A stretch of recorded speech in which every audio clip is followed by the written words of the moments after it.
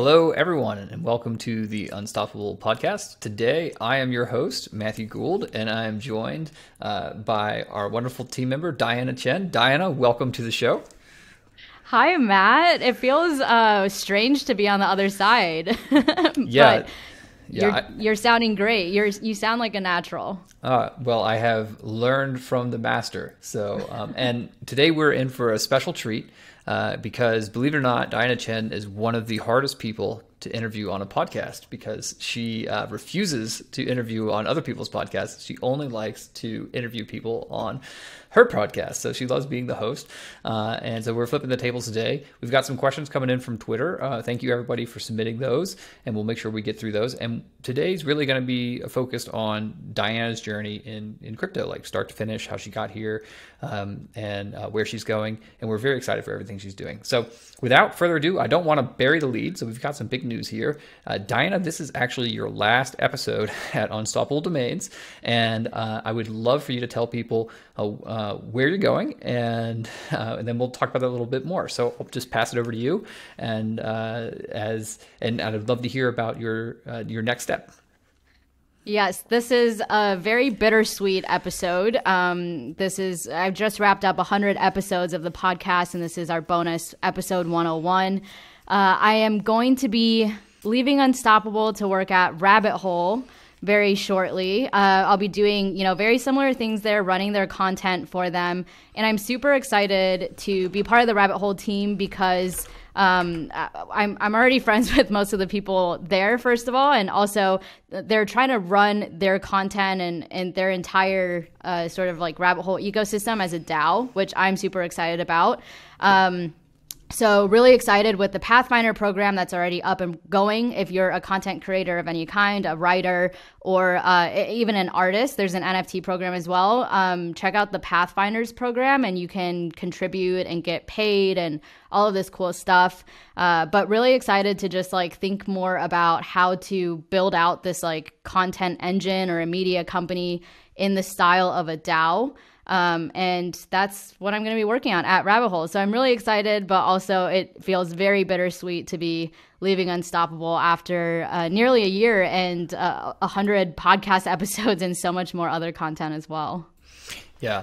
And I think it's appropriate that this is the 101 podcast, right? Because this is also going to be kind of a story of a new person's journey in crypto from start all the way through to becoming an expert in essentially 10 months, which is really kind of incredible. And so another important note here, we are now hiring podcasters, right, at Unstoppable Domains, and we're actually expanding this team. And this is one of the things that we talked about Diana as she was looking for next steps here. We wanted to take this team to be 2, 3, 4 people and really build out our a different type of organization here. And so this is a great time to do this transition. We've got so if you are interested in becoming a podcaster, please apply. There will be a link in the show notes here.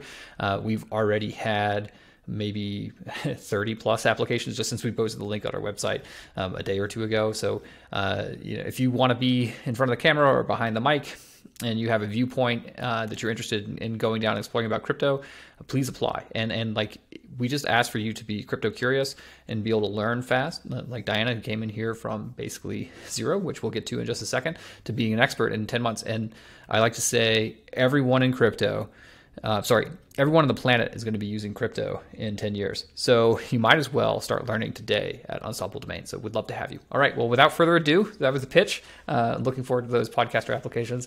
Diana, would love to just kick it out.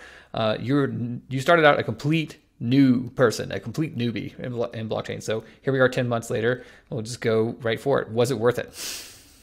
Oh, yeah, 1,000% worth it. Yeah. So for those of you who haven't heard my story of how I got into blockchain or crypto and Web3, it really was like pretty serendipitous. It kind of landed in my lap, like all the right things happened at the right time. So about a year ago, Matt found my old podcast. I was podcasting about just startups in general through, I don't even know how you found the podcast. Do you remember, Matt? Google search? I don't know, just by chance. Right. Probably. I was looking at startup podcasters, to be perfectly honest. Okay, there you go. Startup Podcasters. He found my startup podcast and then found the content marketing agency that I was working at the time and hired us to help him start a podcast for Unstoppable Domains, which is now the Unstoppable podcast that you've all been listening to. So it really was all by chance. Before this, I didn't really know anything about blockchain or crypto. I had bought some Bitcoin back in 2017 when everybody else did, and I sold 1 week later. I still have the receipts for that. It's very sad to look at. But other than that, I had no exposure to crypto whatsoever. But once I started talking to Matt and understanding, what Unstoppable Domains is and what Web3 is and all of this stuff, I was immediately hooked. The angle that really hooked me was from envisioning what Web3 would look like for content creators. So my background, which is pretty crazy, I started my career as a lawyer, and then I did a real life rage quit of the law and decided to go travel the world. I was like 26 at the time, figured, I have no other responsibilities in life right now besides just myself. So when better to, quit everything and go travel the world than now. So that's what I did. Once I started doing that, I had no plan B. I figured I'd probably just travel till the money ran out and then go back to Chicago and be a lawyer again. Like that was what I guessed would happen. But once I started traveling, I just caught the bug. I was like, I can't see myself sitting in an office for the rest of my life. Like that's just not what I'm made to do. So I became a travel blogger and tried to, monetize my content and make money that way so that I could keep traveling. It was very difficult, as anybody who has tried being a content creator in the Web2 space knows. It's very difficult to monetize your content in the traditional space. And then when I learned about, Web3, decentralization, all of this stuff from Matt, and how content creators could really own all of the content they create instead of giving it to these centralized platforms like Instagram or WordPress or any of that. They could own their content, they could own their data from their followers. That really caught my attention, and that's really the initial thing that hooked me and caused me to go down the rabbit hole and research and learn a lot more. And so these opportunities happen probably once a decade where if you're in a position where you are unhappy, like you want to rage quit, and rage quitting completely okay. Like if you're unhappy somewhere, then sometimes that happens, and you're looking to make a shift. These new industries emerge, especially in technology, where there's just a lot of opportunity here, and everyone is just looking to bring more people into the space, like desperate for hiring. And crypto is that sector right now. So for people out there where you're like, I'm not really happy with exactly what I'm doing now, I kind of want to switch industries, I would say that crypto is a great industry to switch into because it's growing 60 to 100% a year. So you'll get a much softer landing in crypto than if you wanted to switch to be like a neurosurgeon. Like that's going to take a lot of time, and it's going to be quite a uphill battle. So for those scared of changing their career, I would just say don't be. And Dinah, what's your experience? Like how does crypto compare to being a lawyer? And then are you happy you took the jump? And would you say you're much better off now than you were maybe 10 months ago, just in your personal life, career-wise, everything? Do you feel like you're in a better place for having been crypto pilled? Yes, 100% in a better place from being crypto pilled. It was scary to me, but it also wasn't the first time I had done a total 180 on my career. I went from lawyer to travel blogger, so that was kind of already a 180. And then from travel blogger, to whatever other things. So I was pretty flexible, but definitely still a little scary just because I didn't know anything about crypto. Crypto had a bad rep, and in the past, some people still think it's the dark web. And so as a normie coming into the space, it was definitely slightly scary to make that switch into crypto and just commit my career to being in crypto when I didn't really know that much about it yet. But the little I did know about crypto at the time, I just sense that this is the future. We're building the future of the web. It's like getting into the internet back in the 90s. You're building out the future. It's really new. People don't understand it at the time. But it's super exciting for me to be in at the early stages of a new technology, and not just the new technology, but really the way that we're all going to live in the future. And I think you hit on a good point there. Like, it's still very early in the industry, and it's still growing very, very, very fast. So, there are no crypto companies with 1 million employees yet. Amazon's got like 2 million people or something. So there's like, it's going to get significantly bigger. So you're also just going to have a lot of career opportunity. So it's pretty de-risked as a space. And also, I'll just put a plug for Unstoppable, right? So like, I think we're a pretty normal company, all things considered. We are working on this crazy technology, but we really are focused on making this mainstream for everyday people. And we've picked that into our hiring as well. Like, we're not trying, we're very open about hiring people who are just interested in learning, want to learn, come here and pick up things quickly. So don't feel like, oh, I don't know enough about crypto. If you can navigate a web browser and read, like, we will get you there, right? And Diana is living proof. So I have a couple questions for you about telling your friends and family. It feels like, when you tell people you work in crypto, they just have so many questions for you. And at this point, when people ask me what I do, I just say, oh yeah, I'm a software developer, because I really just do not want to get into crypto because it takes forever. And that's my experience. So what's it like now in 2021? Because I'm sure it's a little bit different now than it was in 2017, right? And when you tell your friends and family, who's your funniest crypto denier, like in your life, if you're willing to share, like, who's the person who's like, oh, crypto is just never going to work. It's a fantasy, blah, blah, blah. And then on the other side of that, I want to know who's the person that's now really into crypto a lot more than you would have expected. Yeah, I'm honestly kind of like you. Like, if I go to a party and I meet some new people and they ask me, like, what do I do for work? I just say I work at a tech startup. Like, that feels a lot easier than going into what I actually do. And then sometimes those people dig a little deeper and, figure out what it is. I've really had a very wide range of reactions when I tell people what I do. One of my good friends from Chicago, when I first started, she's like, "Oh, crypto, is that like the dark web?" like she wasn't even saying that in like a judgy way. She was just like, "Ooh, you're doing like secret underground stuff." I was like, "No, it's really not like that." In terms of crypto deniers or getting people crypto pilled, there hasn't been anybody I've talked to who's been like a really staunch crypto denier. I'd say probably like talked about crypto the most with my husband, just because that's who I talk to the most. And he's definitely given me a lot of pushback, which has been good for my thinking and how to explain these concepts to somebody who's not in the crypto space. I will say that it's taken, I've been working here in crypto full time for 10 months. It's taken 10 months. He finally got a MetaMask wallet, got on Rabbit Hole, started doing some quests. I transferred one of my NFTs to his wallet, so you can see it on OpenSea now. All of this just happened within the last month. So it has taken some time.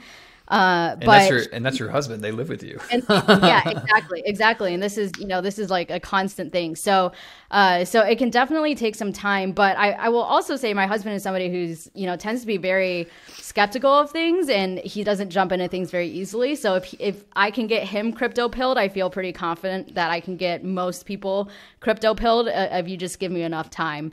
But yeah, I really think it just takes a lot of patience. I also think that you really need to approach people from where they're coming from.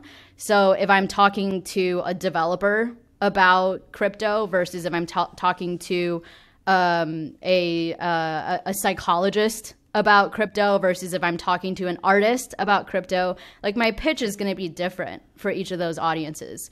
And I think that's a mistake that a lot of people make, is that they have this like same rehearsed spiel about what crypto is, what Web3 is. And I mean, like, quite frankly, like, that's not going to work for the majority of people because they're not coming from the thought process and the background that you're coming from. So the cool thing about crypto is that there really is something in crypto for everybody nowadays, whether you're a history buff, an artist, an economist, whatever your background is, really there's something interesting here. So if you take the time to learn all of those things, then you'll really know how to talk to anybody, any normie out there, no matter what background they come from. I think that's a really good point, and I don't think about that enough. But the truth is, and I think it was maybe Balaji was the first person to say this, but like, every company is going to be a crypto company. And what he was, or maybe he said Bitcoin company, it was a while ago. And what he's just trying to illustrate is like, if every application is going to have crypto payments embedded in it, or have NFTs embedded, that means that literally everything is going to be using crypto on the back end. So if you're talking to an artist, then it's talking about, owning your digital creations and then selling those. And if you're talking to a developer, then, you probably go down the Satoshi white paper route and talking about, the Byzantine general problem and all that kind of stuff. So definitely something to keep in mind. Another thing I wanted to bring up, because I just think I think you've done a great job here. It's actually women in blockchain. And I think you've done a great job highlighting, getting more women into the space, leading by example here, and helping people feel more comfortable getting in here. And, the tech industry in general has it's male dominated. Computer science majors are, majority male, and then crypto is even more that way. So it's coming into this industry and, really breaking down the barriers. And I know a lot of people in crypto are trying to be very inclusive to get everyone in. And so, as a wide experience, what has it been like, being a woman in blockchain and helping to bring other people in? Tell us about, those groups where people can maybe reach out and get involved if they're interested in learning more. And just give us, some ideas on tools on how we can help make crypto more inclusive. Yeah, for sure. I will say that, first of all, I come from a background of, I started my career as a lawyer. It's a very male-dominated space. So I'm used to working with men, mostly men in my jobs, like from, the beginning of my career. So it wasn't too new to me. That part wasn't new or intimidating very much to me. But I will say that I think I came in at a good time. What I mean by that is I think people who got into the space back in like 2017, 2018, or even earlier than that, I think I think it would have been a lot harder for women to get in back then than in 2021 when I got in. I think there's a lot more women in the space now. And I think what I found is that women in the space are really willing to help other women in the space because there aren't so many of us yet. So I found all the women in the space to be super supportive. I think there's just that like instant bonds, like, oh, we're like all minorities in this space. And I also just want to say that it's not just about lifting up women in the space. I think it's also about minorities, like of any kind, BIPOC, like any kind of minority. And I think it's super important that we have diversity in crypto right now, because if you think about what we're doing here, like in the long term, we're building out Web3, we're building out the future of the web, the future of how we all interact and live day to day. Imagine if this future of life is built out by one homogenous group of people. How scary is that?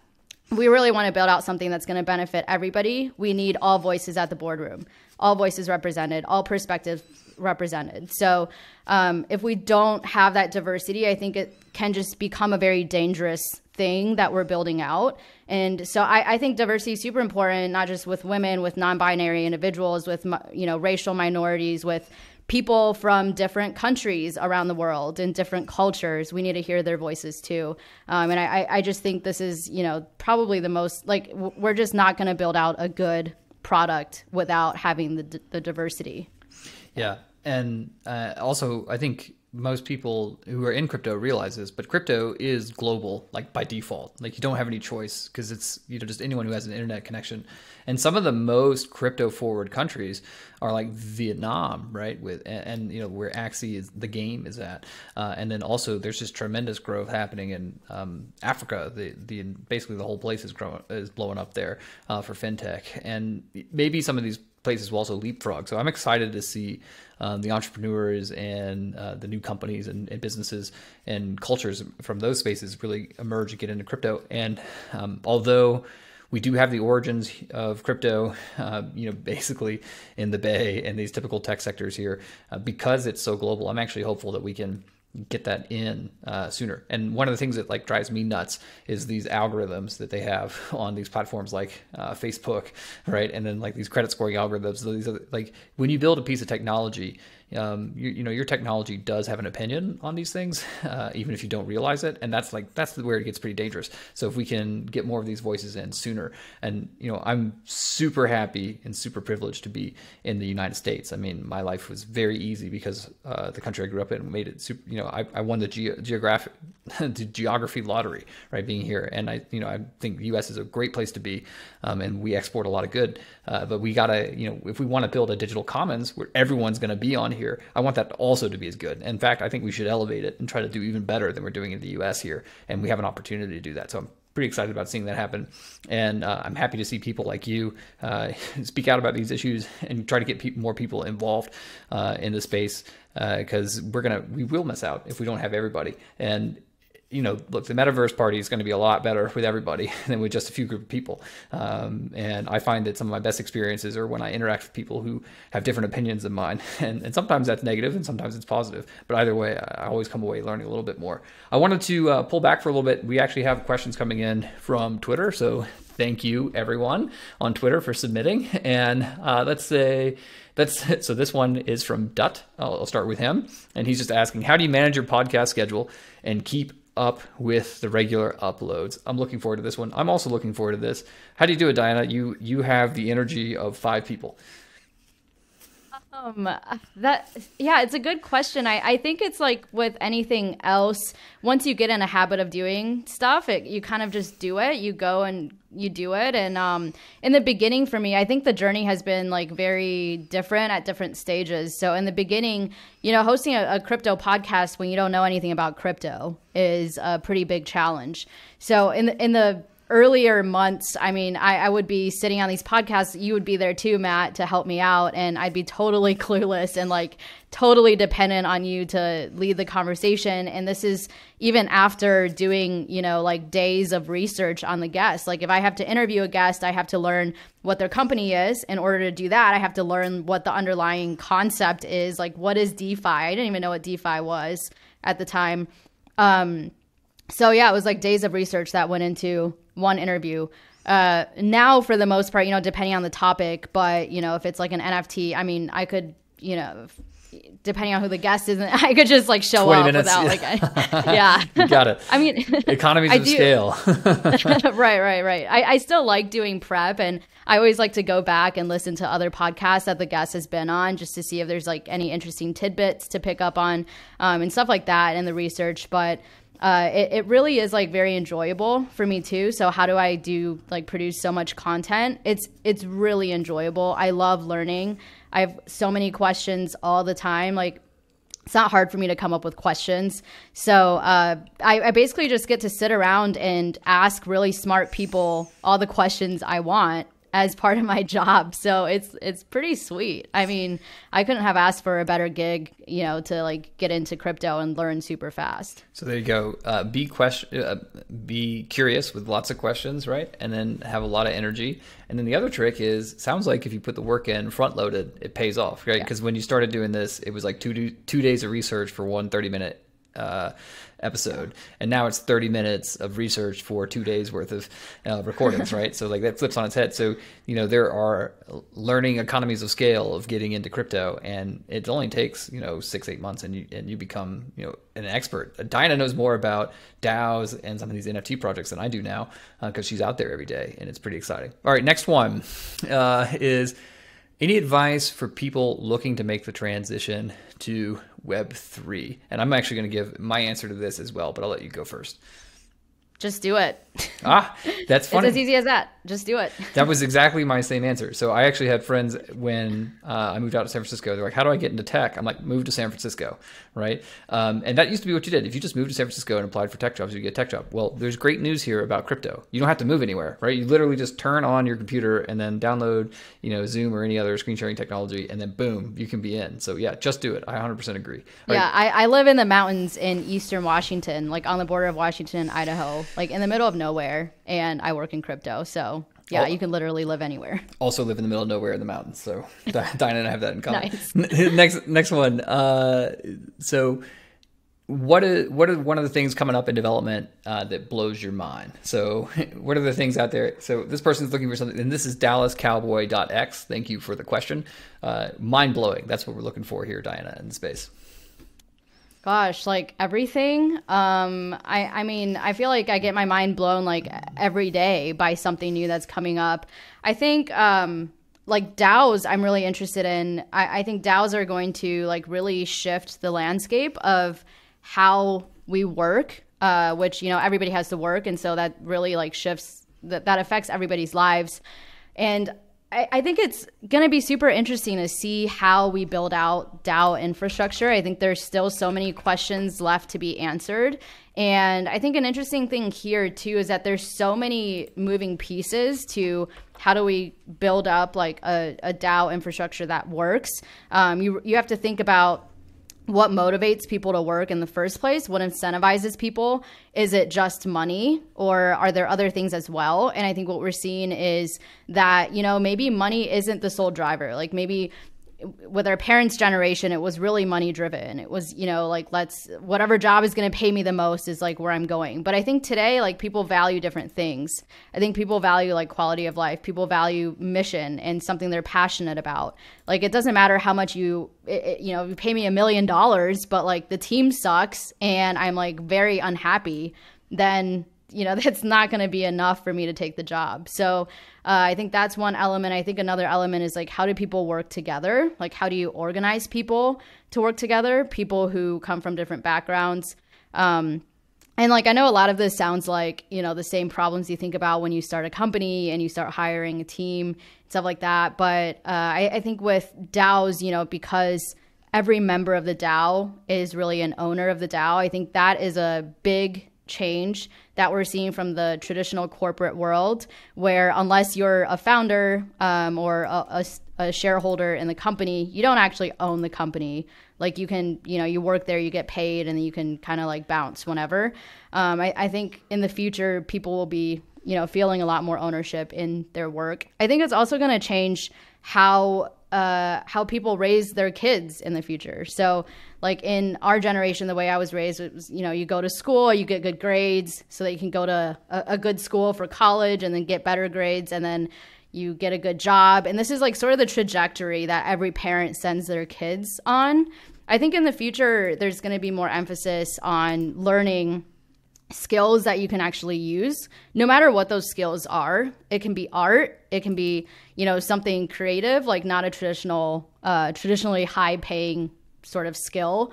And it won't matter because you can really go out there and carve your own path. And I think there's going to be a lot more flexibility there. So I think I think DAOs are just like continue to blow my mind every day with like different components of it. And I'm probably most excited to see how DAOs play out in the future. And as a follow-up, if you could join any DAO, which would it be and why? Oh, gosh. There are so many awesome DAOs out there. What are the bougie exclusive DAOs? Bougie exclusive. I mean, I would probably say Pleaser DAO just because I already have so many friends in it and it just seems like a fun place to be. But yeah, like the good thing is you really can join just about any DAO you want to, like without, you know, investing a ton of money or whatever. There's so many DAOs you can join out there. I always point people to Index Co-op as like a good entry point if people are, you know, not sure where to start. But yeah. Cool. And so another DAO question. What was it like being in PaperclipDAO, or are you still a member of PaperclipDAO? Please tell us about that journey. Yeah, I am still a member of PaperclipDAO. So PaperclipDAO formed when Matt Stevenson reached out and was like, hey, we're like working on this super secret DAO, are you in? And he like listed some of the people that were in it. And I was like, holy shit, is this real? Like, did you DM the wrong person? I think it's like actually what I said to Matt.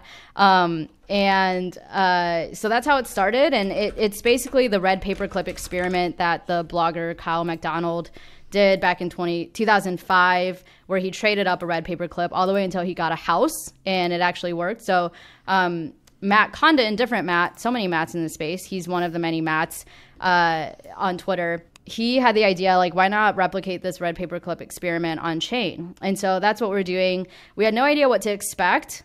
In the original experiment, I think the blogger traded up from a red paperclip to like a fish pen to like after a few trades, like a barbecue grill, you know, and like slowly up to a house. We got a CryptoPunk on our second trade.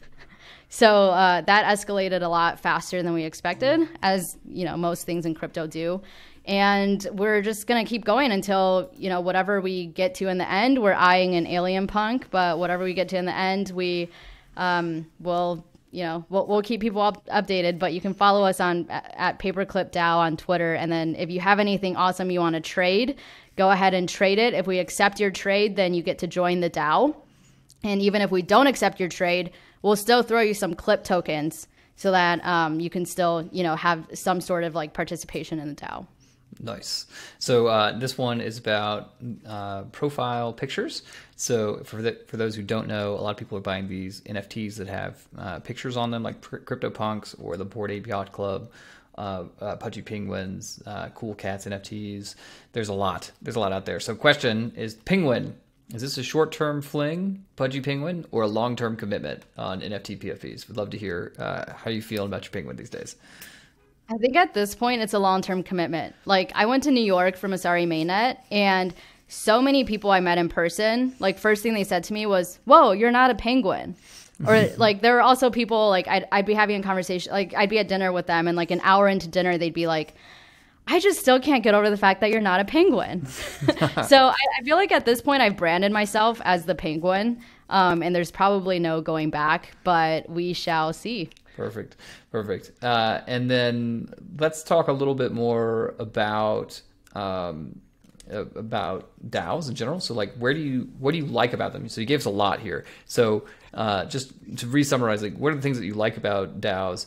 And then do you have a prediction where they're going for the future? Yeah, the main thing I like about DAOs is just that you can feel the sense of ownership when you're part of a DAO. And when you feel this sense of ownership, it also motivates you to do work for the DAO and to see the DAO succeed. So I think all of this is, really healthy in DAOs, and also helps DAOs to move, really in a very agile way and very quickly, which is also the way that I like to work. Where I see it going in the future, I don't see DAOs replacing corporations or anything like that. I think they can coexist side by side. I think that's fine. But I do think that DAOs are going to continue to increase, and it's going to increase competition for traditional corporations that are trying to hire talent, for sure.